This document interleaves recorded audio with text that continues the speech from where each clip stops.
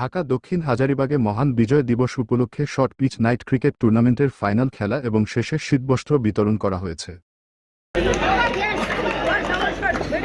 গতকাল শুক্রবার ২৭শে ডিসেম্বর ঢাকা দক্ষিণ হাজারীবাগ বউবাজার মাঠে সন্ধ্যা ৮টার দিকে এ ফাইনাল খেলা এবং শেষে শীতবস্ত্র বিতরণ করা হয়। এ সময় ঢাকা দক্ষিণ হাজারীবাগ থানার মৎস্যজীবী দলের সভাপতি মোহাম্মদ জামাল হোসেনের সভাপতিত্বে প্রধান অতিথি ছিলেন বাংলাদেশ জাতীয়তাবাদী মৎস্যজীবী দলের কেন্দ্রীয় কমিটির সাবেক যুগ্ম আহ্বায়ক মোহাম্মদ নাদিম চৌধুরী। খেলাধুলায় হার জিত থাকবে, একদল জিতবে।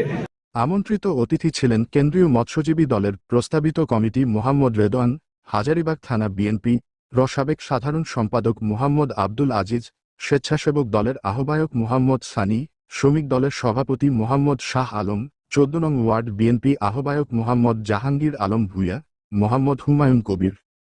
সম্মানিত অতিথি হিসেবে আরও উপস্থিত ছিলেন বাংলাদেশ জাতীয়তাবাদী মৎস্যজীবী দলের প্রস্তাবিত কমিটির গিয়াস উদ্দিন প্রধান, মোহাম্মদ রেদওয়ান, মোহাম্মদ শরফু উদ্দিন আহমেদ, আমিনুল হক, কামরুজ্জামান কবির, মাসুদুর রহমান মাসুদ, ফাশিউল আলম জুয়েল, আব্দুল বাতেন, ইকবাল হোসেন গাজী, ইকবাল হোসেন, শেখ সেলিম কিবরিয়া, রাশেদ চৌধুরী, সাংবাদিক আরিফুর রহমান।